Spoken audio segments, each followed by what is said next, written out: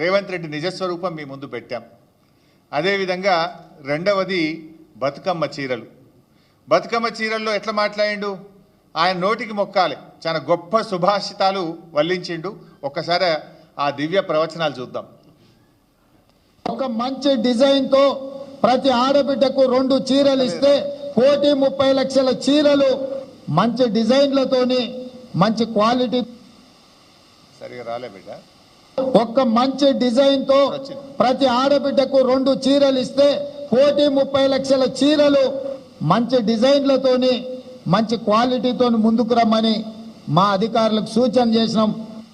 ఒక్క మంచి ఆ రోజు ఏమో కేసీఆర్ గారి ప్రభుత్వం ప్రతి బతుకమ్మ పండుగ కూడా ఏ పేదింటి ఆడబిడ్డ కూడా పండుగ పూట పాత చీరలు కట్టుకోవద్దు, కొత్త చీర కట్టుకోవాలి, ఇటు చేనేత కార్మికులకు ఉపాధి దొరకాలని కేసీఆర్ గారు చీరలు ఇచ్చారు. ఏమన్నాడు రేవంత్ రెడ్డి గారు, చాలా మంచి డిజైన్లు ఇస్తాం, ఒక్క చీర కాదు 2 చీరలు ఇస్తా అన్నాడు. కానీ ఉన్న చీర ఎగబెట్టిండు కదా రేవంత్ రెడ్డి.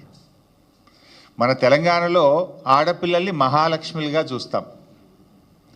జనరల్గా ఆడపిల్లలకు కట్నం పెడతామంటే ప్రాణం పోయినా సరే ఆడపిల్ల కట్నం తప్పకుండా ఇస్తాం, చెల్లించుకుంటాం, వాళ్ళ మాట తప్పకుండా ఇస్తూ ఉంటాం. ఆడపిల్లకు మాట ఇచ్చి తప్పితే అది పెద్ద పాపంగా మనం తెలంగాణలో భావిస్తూ ఉంటాం. మరి అలాంటి ఆడపిల్లల్ని, మన అక్కా చెల్లెల్ని మోసం చేసినటువంటి చరిత్ర ఇవాళ రేవంత్ రెడ్డి గారిది. ఆ రోజేమో 2 చీరలు ఇస్తా అన్నాడు.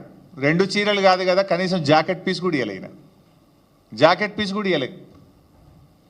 పండుగ పూట ఆడపిల్లల్ని రేవంత్ రెడ్డి ఏ రకంగా బాధ పెట్టిండో, ఏ రకంగా మోసం చేసిండో ఆయన డబుల్ స్టాండర్డ్స్ ఇప్పుడు మన మహిళల విషయంలో చూసాం. అదేవిధంగా మూడోది LRS.